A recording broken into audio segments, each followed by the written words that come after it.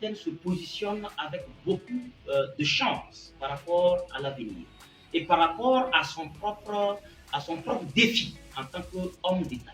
Effectivement, je pense, en toute honnêteté et en toute modestie, que le président Ibé est sur une voie euh, avec beaucoup d'opportunités, avec beaucoup de chances.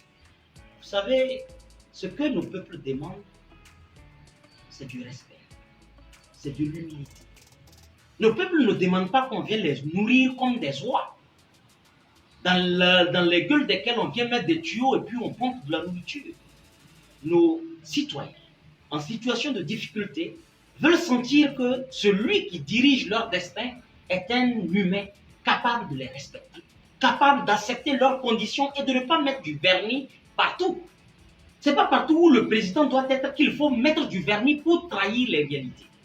Le président a travaillé à une moralisation de la vie publique. Mais ce n'est pas une moralisation où on dit au peuple soyez juste.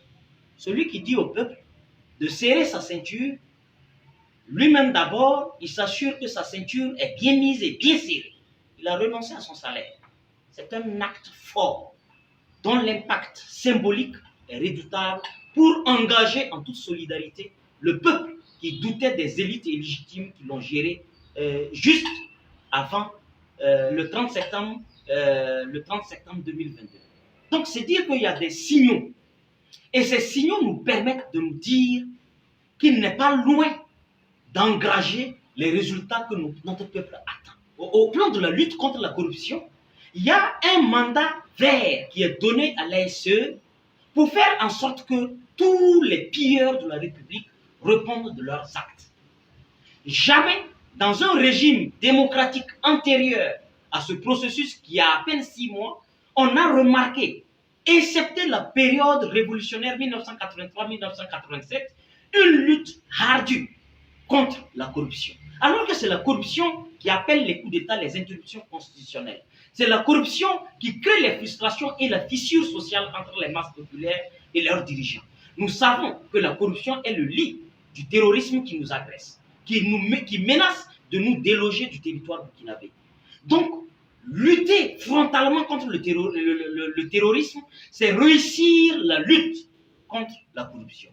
Une lutte perdue contre la corruption, c'est la lutte contre le terrorisme qu'on a également perdu.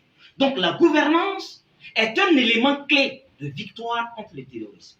Et le comprendre met à l'actif de celui qui dirige le pays un savoir-faire en matière de gestion d'État.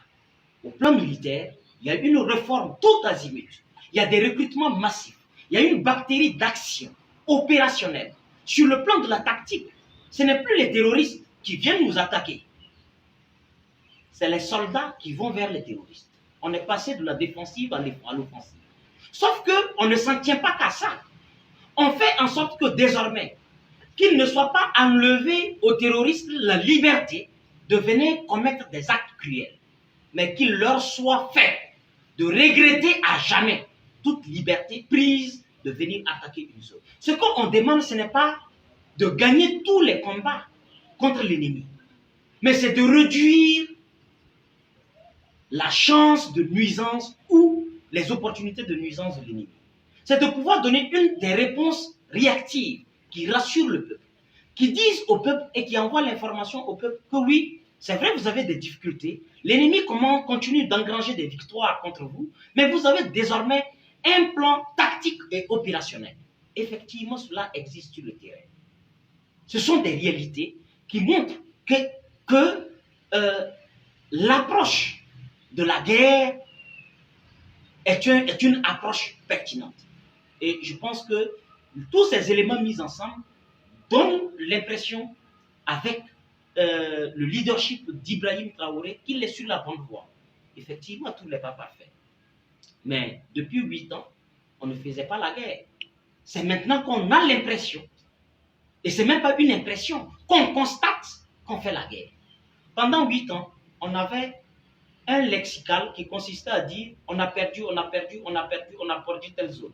Aujourd'hui, on perd 2 zones, on récupère une zone. On récupère souvent 2 zones et l'ennemi gagne une zone. Ça veut dire qu'on a créé désormais une compétition de victoire et d'échec entre nous et l'ennemi.